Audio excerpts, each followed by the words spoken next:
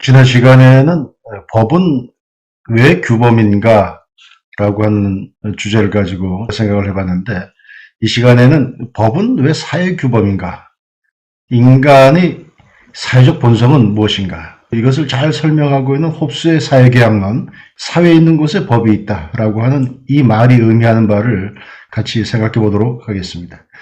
제4강 들어가기 전에 오프닝 OX 퀴즈 한번 해보죠. 무인도에 혼자 사는 사람에게도 법이 필요하다. 혼자 사는 사람한테 법이 필요할까요? 법은 두 사람 이상의 어떤 사회적 관계에 있어만 필요한 거죠. 혼자 사는 사람에게는 법은 사실 필요 없죠. 자, 두 번째, 원시사회는 법이 없었다. 자, 원시사회, 어떤 사회국 안에 사람이 사는 곳에는 어떤 규칙이 있어야 되겠죠. 그렇기 때문에 오늘날과 같은 법의 형태는 아니라 하더라도 적어도 관습 형태로서의 법은 존재했다라고 이제 봐야 되는 것이죠.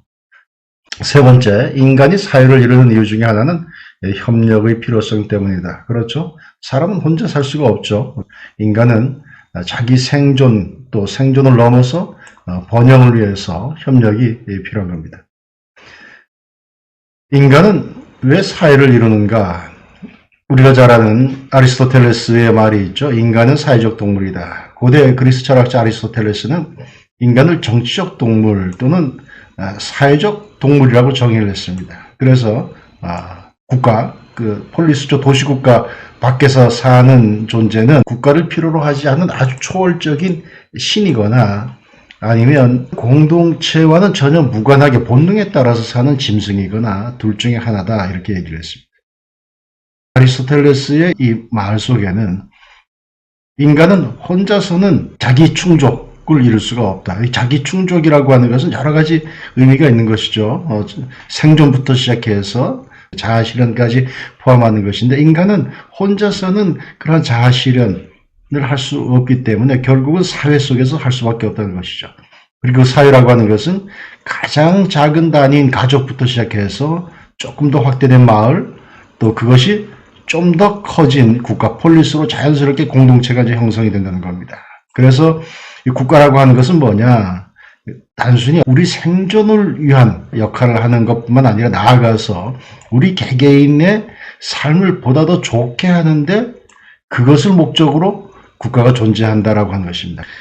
단순한 생존이 아니라 좋은 삶을 위해서 존재한다라고 하는 것이고, 자, 인간에게는 사회를 이룸에 있어서 두 가지, 하나는 서로 협력, 협조 관계가 있어야만 혼자서 할 수 없는 것들을 할 수 있는 것이죠. 또 하나는 필연적으로 둘 이상의 사회적 관계에 있어서는 갈등이 일어날 수밖에 없다라고 하는 것이죠. 그래서 이 갈등을 해결하는 것, 또 협력에 필요한 규칙을 만드는 것, 그 두 가지를 엮어주는 것이 뭐다? 바로 법이다라고 하는 것입니다.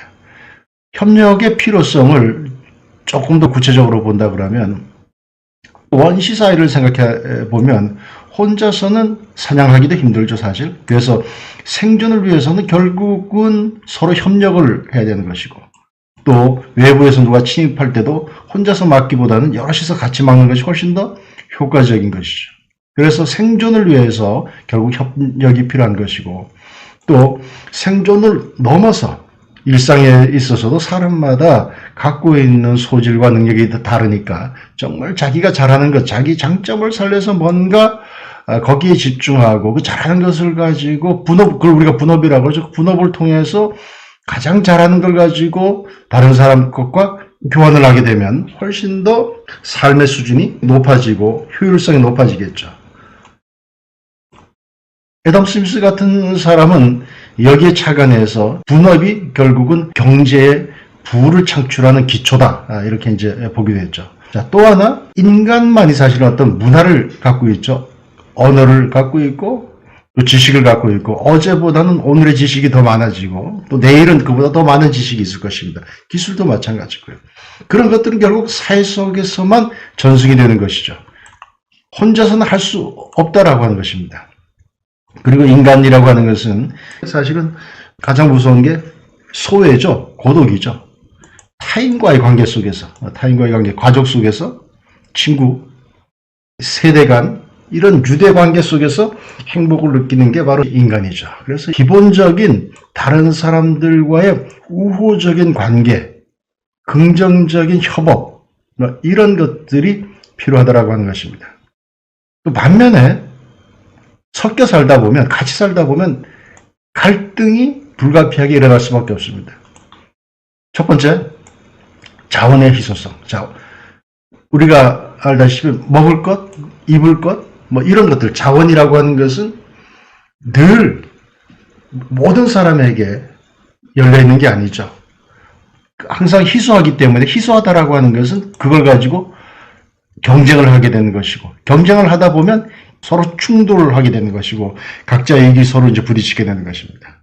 또 사람마다 가치관이 다르기 때문에, 기준이 조금씩 다르기 때문에 결국 부딪힐 수밖에 없고, 특히 또 인간에게 있는 것이 뭐죠? 타인을 지배하려는 욕망, 또 권력욕이라고 하는 것이 있습니다. 결국 먹을 걸 가지고 둘러싸고 전쟁을 벌이든지, 땅을 가지고 싸움을 벌이든지, 남을 지배하고자 욕심을 부려서 그거 가지고 갈등이 생기든지 간에 갈등이라고 하는 게 일어날 수밖에 없다.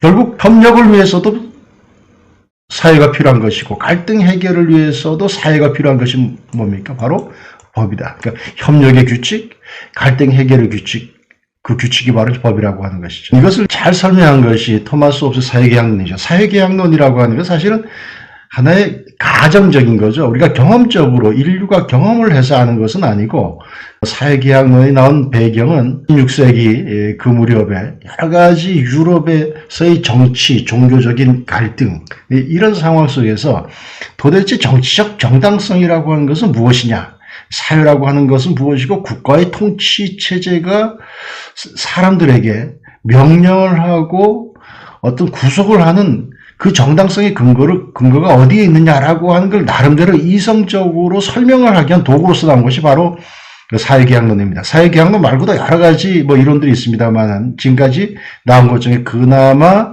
가정적이긴 하지만 인류의 통치체제의 정당성을 나름대로 이론적으로 잘 설명한다라고 하는 것이 사회계약론이죠. 홉스는 그의 저서 리바이어던에서 국가와 법의 기원을 설명합니다. 리바이어던은 이건 그 구약 성경에 나오는 거대한 바다 괴물입니다. 바다. 홉스는 국가를 큰 그 괴물로 상정을 해요. 근데 원래 큰 괴물이라고 하는 것은 원래부터 있었던 것은 아니에요. 큰 괴물을 누가 만들었느냐? 자연 상태에 있던, 사회계약에 들어가기 전에 있었던 사람들이, 야, 이렇게 자연 상태가 굉장히 불안하고 폭력이 만연하고 그냥 마음 놓고 살 수 없는 그런 상태 같으면 조금씩 내 자유를 주어서 그 자유를 모아가지고 하나의 어떤 통치체제를 만들자. 그게 바로 국가라고 하는 괴물이라고 하는 것이죠. 홉스는 국가가 존재하기 이전의 상태를, 그걸 자연 상태라고 그러는데, 그 상태를 뭘로 봤냐? 만인에 대한 투쟁. 그 만인에 대한 투쟁이라고 하면 서로 각자 앞에 있는 놈하고 싸우고, 또 뒤에는 내 뒤통수 치는 놈하고 또 싸우고, 옆에 걷어차고, 그냥 사방이 적인 거죠. 그 누구도 서로 믿고 서로 친구가 없는 거죠. 사방이 적인 상태. 모든 게 대결의 상태를 바로 만인에 대한 투쟁이라고 합니다. 왜 그런 상태였는가 상상을 해보면, 그 상태에서 모든 사람이 완전한 자유를 가져. 마음대로 할 수 있어. 마음대로. 심지어 상대방을 막 죽일 수도 있어. 그냥 힘이 세는데 죽일 수도 있어요. 그러나 또 나보다 힘이 센 놈이 나오면 내가 그 사람한테 죽을 수도 있는 거죠. 어쨌든 어떤 제한도 받지 않고 마음대로 완전한 자유를 가져. 또 평등해. 그냥 누가 죽여도 뭐라 그러지 않아. 그냥 죽은 놈만 억울한 거죠. 살인자를 다른 사람이 죽여도 괜찮고 이런 거죠. 그러니까 그 상태에서는 누가 나를 지켜야 된다? 내가 나를 지킬 수밖에 없는 거죠. 언제 뒤통수를 맞을지 모르는 거죠. 언제 나보다 더 힘이 센 놈이 나를 공격할지 모르는 상태인 거예요.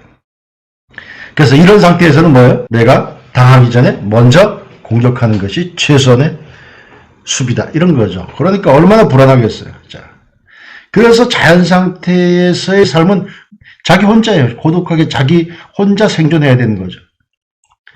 가난하고, 자, 매일매일 하루 한순간 살아가기 바쁘니까 사실 뭘 축적을 하거나 내일을 대비하거나 그런 게 없겠죠. 그냥 살아가는 거죠. 험악하고.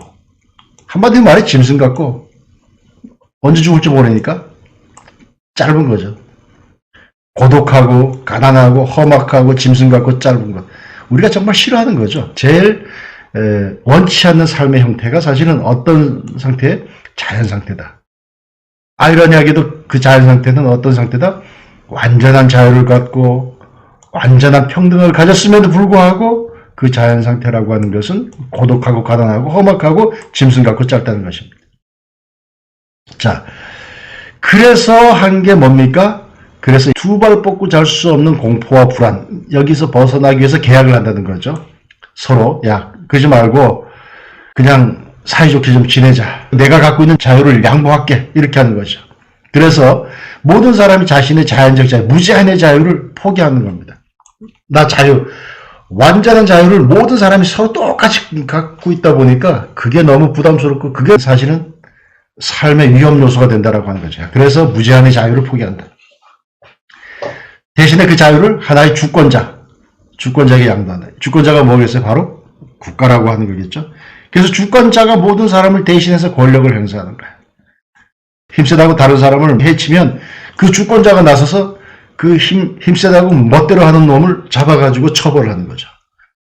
그 잡아갖고 처벌하는 걸 뭐라 그러죠? 우리가 법이라고 하는 것이고 법을 집행한다 그렇게 얘기하는 것이죠. 그래서 비로소 이제 질서가 잡힌다는 거예요.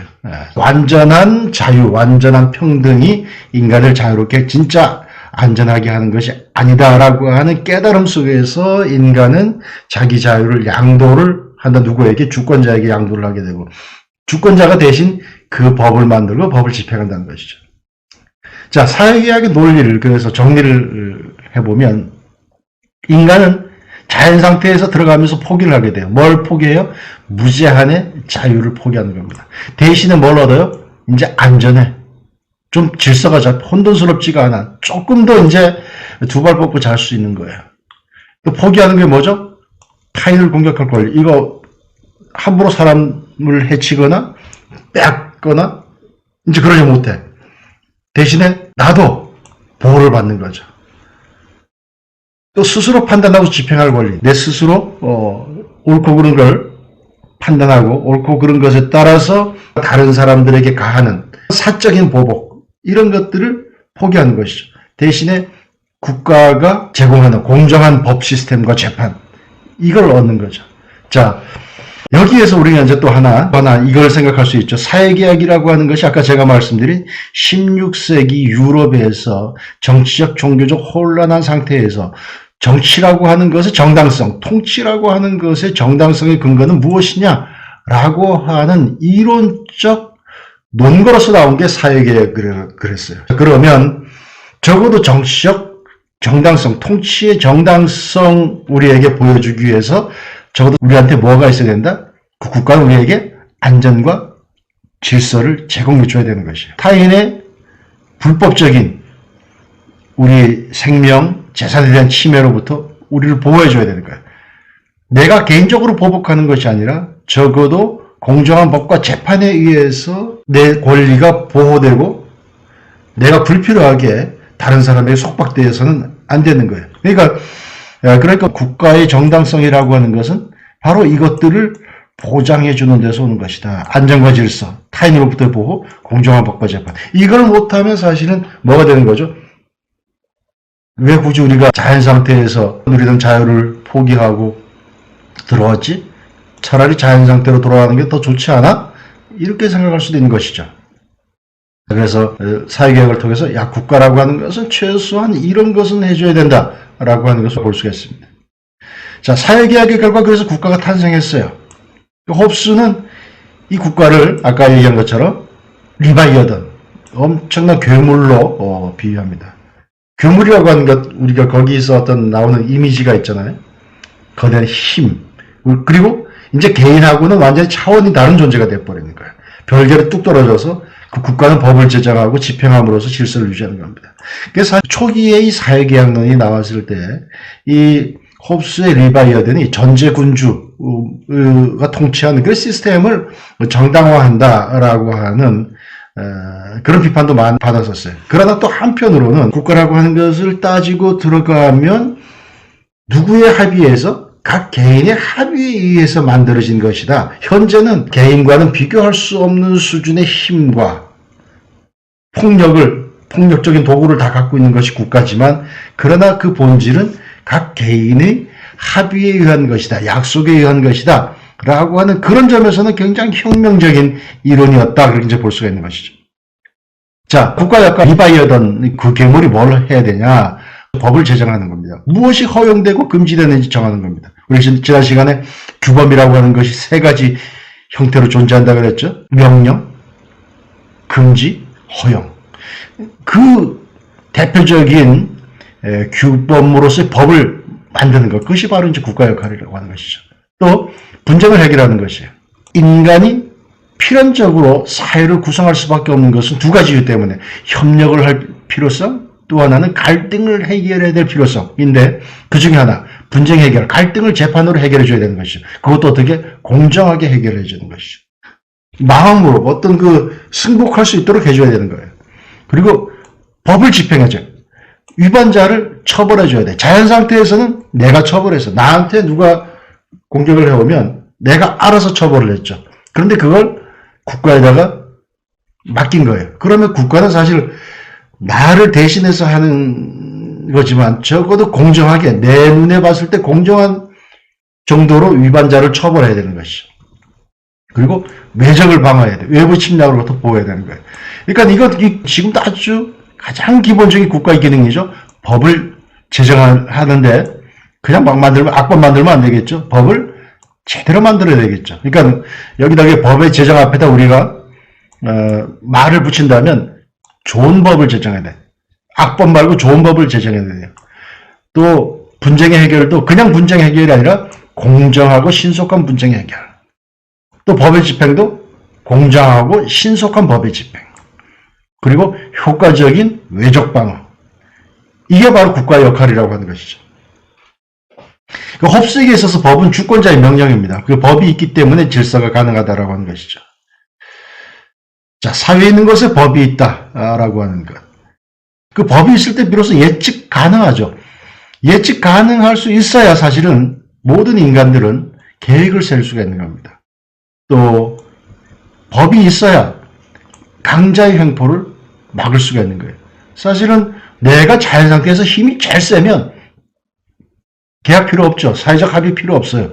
그러나 지금은 힘이 제일 세갖고 내가 누구한테 맞아 죽거나 할 염려가 없는데, 그래도 모르죠. 나보다도 센 놈이 있기 때문에 언제든지 불안해. 그렇기 때문에 사회계약으로 들어가는 가장 큰 이유 중에 하나는 항상 센 놈의 횡포, 뭔가 모르는 더 강한 힘에 의한 횡포를 규제해달라고 하는 것이 바로 사회계약에 들어가는 인간의 동기라고 볼 수가 있어요. 무인도에 혼자 사는 로빈슨 크루소에겐 법이 필요 없죠. 근데 크루소에게 누가 생리적 프라이데이라고 하는 원주민이죠. 원주민이 나타나는데, 그렇게 생기면 한 명이라도 나타나면 그때 이제 법이 필요해지는 것이죠. 자, 원시사회도 당연히 법이 있었어요. 원시사회도. 성문으로 된, 문자로 된 법이 없었을 뿐이지, 사실 관습 형태의 법은 존재하는 것이죠. 원시사회의 법 중에 유명한 법이 있죠. 탈리오 법칙이라고 하는 게 있어요. 눈에는 눈, 이에는 이. 사실 이건 성경에도 나오는 것이죠. 한쪽 눈을 상하게 하면 그 상대방에게도 한쪽 눈을 상하게 하고 이렇게 하는 거예요. 근데 사람들이 참 야만적이다 그렇게 생각하기 쉬워요. 근데 정말 야만적일까요? 탈리오 법칙이? 만약에 여러분 중에서 누가 느닷없이 와가지고 그냥 까닭 없이, 좀 잔인한 비유 같습니다만, 누가 까닭 없이 내 눈 한쪽을 상하게 한다. 그러면 여러분은, 그래, 네가 내 눈을 상하게 했으니까 나도 너 눈 한쪽을 딱 상하게 해주마.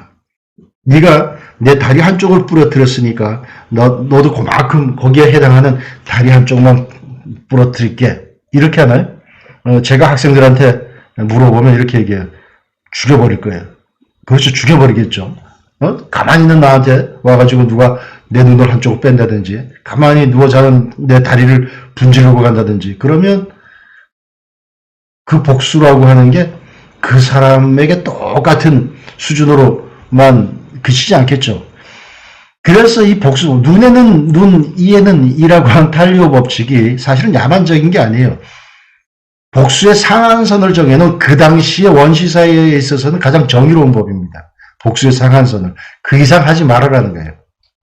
너 죽여버리고 싶겠지만, 너 파란 쪽을 걔가 잘라버려가지고, 걔는 확 죽여버리고 싶겠지만, 그러지 말고 걔도 파란 쪽 자르는 것으로 만족해. 라고 하는 상한선을 만들어 놓은 게 탈리오 법칙. 그 나름대로 그러니까 이것은 어느 사회든지 나름대로 그 합리적인 정의 규칙이 있다라고 하는 것입니다.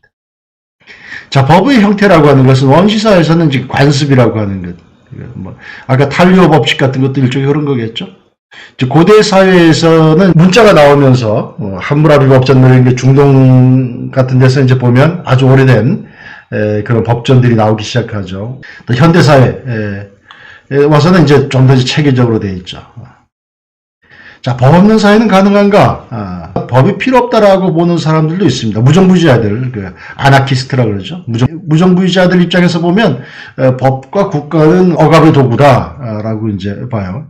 국가와 법 없이도 인간은 원래 자유롭고 평화롭게 살 수 있다.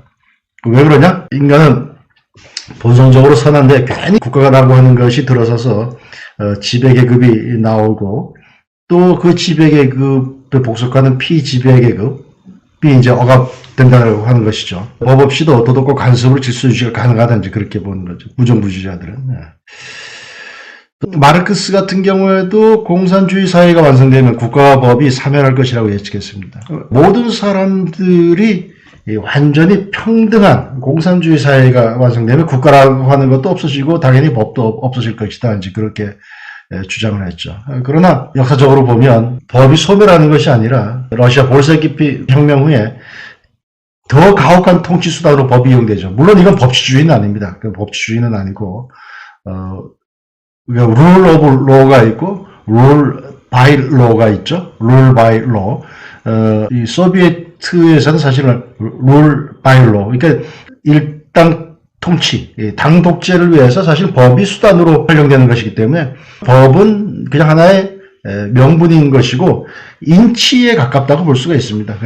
인치에 가깝다. 그래서 법이라고 하는 것, 무정부주의자들 또 막스주의자들 같은 경우에 법은 소멸할 것이다 라고 얘기를 하지만 사실 법은 사회가 있는 한 계속 있을 것이다. 다만 우리가 주의해야 될 것은 모든 법이 다 좋은 법은 아니다. 아까 아리스토텔레스가 국가라고 하는 것은 단순히 어떤 인간의 생존만을 위해서 있는 것이 아니라 좋은 삶을 위해서 있는 것이다. 인간의 본성을 더 낮게 실현하기 위해서 있는 것이다. 그렇다 그러면 그 국가를 운영하는 법, 국가 내에서 작동하는 그 법이라고 하는 것은 인간의 좋은 본성을 발현시키도록 하는데 기여를 해야 되겠죠. 그래서 우리가 법을 소멸하는 것은 아니고 법은 있어야 되는 것인데 다만 좋은 법이 되도록 악법이 나오지 않도록 우리가 해야 되는 것이고 또 적어도 자연 상태에서 우리가 사회계약을 통해서 통치의 정당성을 가져오기 위해서 국가라고 하는 것을 만들었다 그러면 적어도 공정한 재판, 올바른 법의 적용, 또 적정한 응보 이런 것들은 반드시 있어야 된다고 하는 것이죠. 좋은 법, 공정한 법의 집행 이런 것들을 우리가 만들어가도록 노력을 해야 된다라고 하는 것입니다. 복수 문제를 통해서 한번 요약을 해볼까요? 1. 사회계약론과 관련한 설명으로 틀린 것은 1번 실제 인류의 경험과 무관하게 사회를 설명하는 도구이다. 맞죠?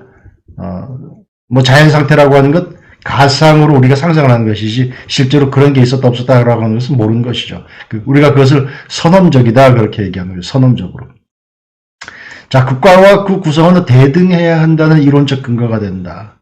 국가와 그 구성원, 개인은 대등할까요? 아니죠. 국가를 홉스는 뭐라 그랬죠? 리바이든 괴물이라고 했죠.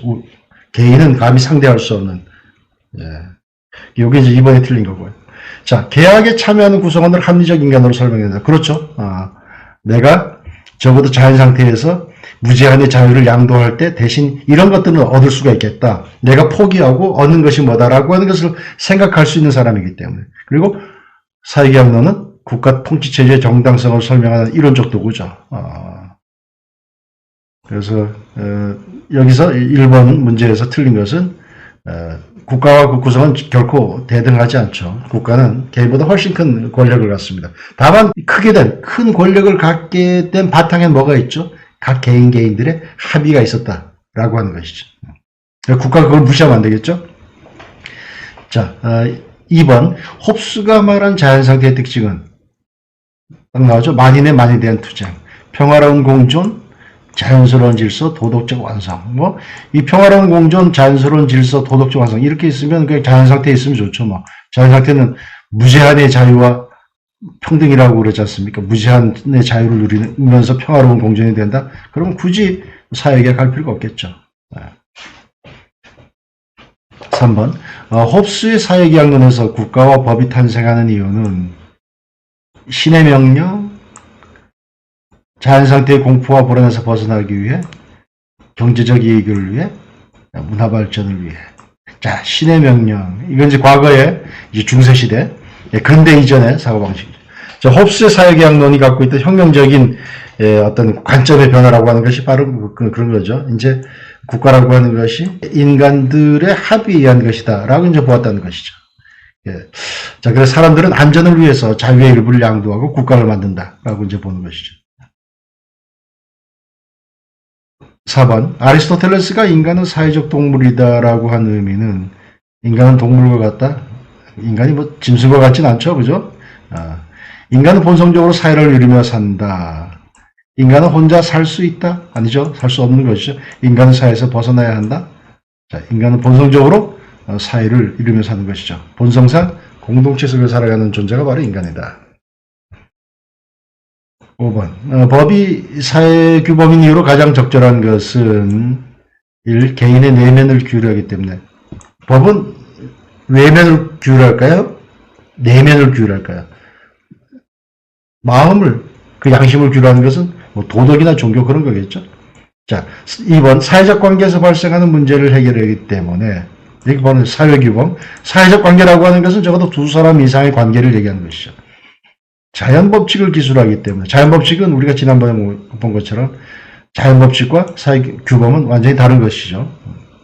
그 다음에 종교적 명령이기 때문에 이건 아니고. 자, 그래서 법은 사회 구성원 간의 관계를 규율한다. 자, 여기까지 봤고요.